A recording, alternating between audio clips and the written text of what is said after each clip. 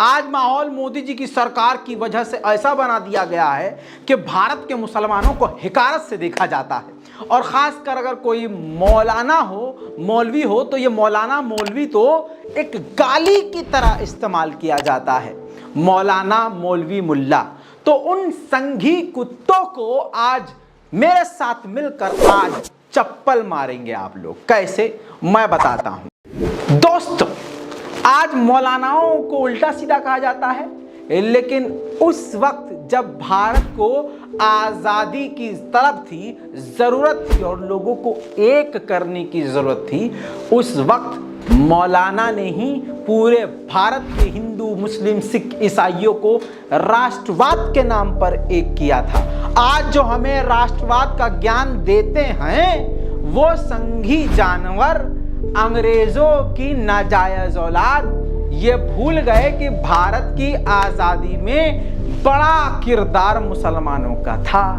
मदनी इस नाम से ही बिदक जाते हैं, एक तो मुसलमान ऊपर से मदनी। मेरे दोस्तों, मौलाना हुसैन अहमद मदनी ये वो शख्सियत है दोस्तों कि इस जमाने में, आज के वक्त जब कोई फतवा देता है तो तुरंत उसके खिलाफ अलग अलग संगठन भौंकना शुरू कर देते हैं। अरे इनके आगे फतवा ही देते रहते हैं। लेकिन उस वक्त जब भारत को आज़ादी की ज़रूरत थी तो मौलाना हुसैन अहमद मदनी ने अंग्रेज़ी हुकूमत के खिलाफ फतवा दिया कि अंग्रेज़ों की फौज में भर्ती होना हराम है। जब भारत में उस वक्त जिनके सीनों में राष्ट्रवाद नहीं था ना, वो सब के सब अंग्रेज़ों की सेना में भर्ती हो रहे थे। वो भारतीय पैसे के लिए कि चलो सुकून भी मिलेगा और अंग्रेज पैसा भी देंगे। आपको बता दूं कि ये देखकर मौलाना मदनी काफी खफा और निराश हो गए थे। तब उन्होंने थक हार कर फतवा दिया कि अंग्रेजों की फौज में भर्ती होना हराम है। जिसके बाद मौलाना को अंग्रेजी हुकूमत ने मुकदमा दायर करके गिरफ्तार कर लिया। अब जब उनको कोर्ट में पेश किया गया तो कोर्ट में जज ने उनसे पूछा, मौलाना हुसैन अहमद मदनी से जज ने पूछा, हाँ जी भाई साहब, आपने क्या अंग्रेजी हमारी सरकार के खिलाफ, हमारी फौज के खिलाफ कोई फतवा जारी किया है?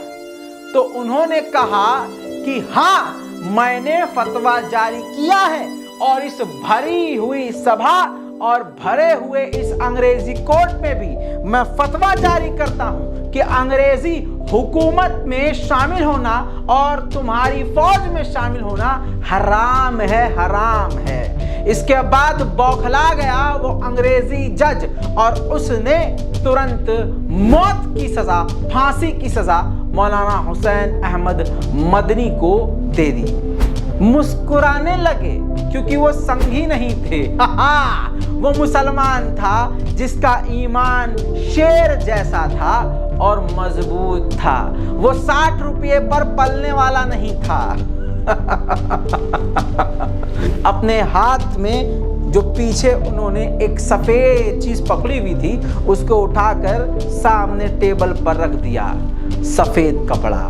जज ने पूछा, ये क्या है?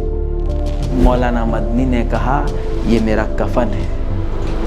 यानी मौलाना को पता था कि अब मेरे साथ क्या होने वाला है, लेकिन उन्होंने भीख नहीं मांगी, माफी नहीं मांगी। अरे मुझे माफ कर दीजिए, मैं आपके खिलाफ कभी नहीं बोलूंगा, आप मुझे पेंशन देते रहिएगा, मैं चुपचाप आपके टुकड़ों पर पलता रहूंगा और भौ भी नहीं करूंगा।